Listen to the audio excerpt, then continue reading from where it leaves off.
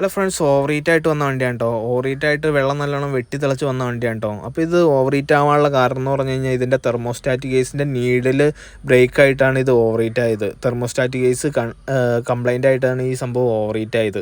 Over heat ആയി കഴിഞ്ഞപ്പോൾ ഇതിൻ്റെ റേഡിയേറ്ററിൻ്റെ ടോപ്പിൻ്റെ അവിടെ നിന്നൊക്കെ ഇങ്ങനെ വെള്ളം കാലിച്ച് ലീക്ക് ആവുന്നുണ്ടായിരുന്നു കേട്ടോ. പിന്നെ തെർമോസ്റ്റാറ്റ് കേസിൻ്റെ റബ്ബർ പൈപ്പ്, അതുപോലെ തന്നെ ഹീറ്റർ പൈപ്പ്, അതുപോലുള്ള സംഭവങ്ങളൊക്കെ ചെറിയ രീതിയിൽ ലീക്ക് കാര്യങ്ങളൊക്കെ ഉണ്ടായിരുന്നു. അത് കഴിഞ്ഞിട്ട് തെർമോസ്റ്റാറ്റ് മേടിച്ചിട്ട് ഇതുപോലെ മാറിക്കളഞ്ഞു. പുതിയ തെർമോസ്റ്റാറ്റ് കേസ് മേടിച്ചിട്ട് മാറിക്കളഞ്ഞു കേട്ടോ. ഇത് കണ്ടില്ലേ, മാരുതിയുടെ ഒറിജിനൽ തെർമോസ്റ്റാറ്റ് കേസ് മേടിച്ച് മാറിക്കളഞ്ഞു. അതുപോലെ തന്നെ റേഡിയേറ്റർ അഴിച്ചെടുത്തിട്ട്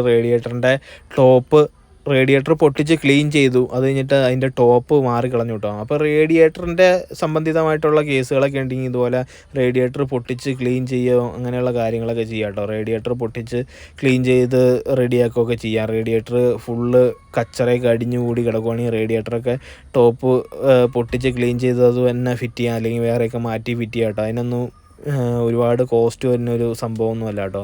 അപ്പോൾ എന്തായാലും ഇതുപോലെ ഓവർ ഹീറ്റൊക്കെ ആയി കഴിഞ്ഞ് കഴിഞ്ഞാൽ, അതുപോലെ ഓവർ ഹീറ്റ് ഒക്കെ ആവാൻ സാധ്യതയുള്ള വണ്ടികളൊക്കെ ഒന്ന് ചെക്ക് ചെയ്യുക കേട്ടോ. എല്ലാ ദിവസവും ഒന്ന് വെള്ളമൊക്കെ ഒന്ന് ചെക്ക് ചെയ്ത് ഓടിക്കുക. അപ്പോൾ ഈ ഒരു കസ്റ്റമർ പറഞ്ഞത് എന്നാന്ന് വെച്ച് കഴിഞ്ഞാൽ, ഇതിനകത്ത് ചെറിയ രീതിയിൽ വെള്ളം ലീക്ക് കാര്യങ്ങളൊക്കെ ഉണ്ടായിരുന്നു. അപ്പോൾ പിന്നെ ഈ ലോങ് ഒക്കെ ഓടിക്കുമ്പോൾ വെള്ളം ലീക്ക് കാര്യങ്ങളൊന്നും നോക്കാറില്ല, അതുകൊണ്ടാണ് ഓവർ ഹീറ്റ് ആയതെന്നാണ് പറഞ്ഞത്. അപ്പോൾ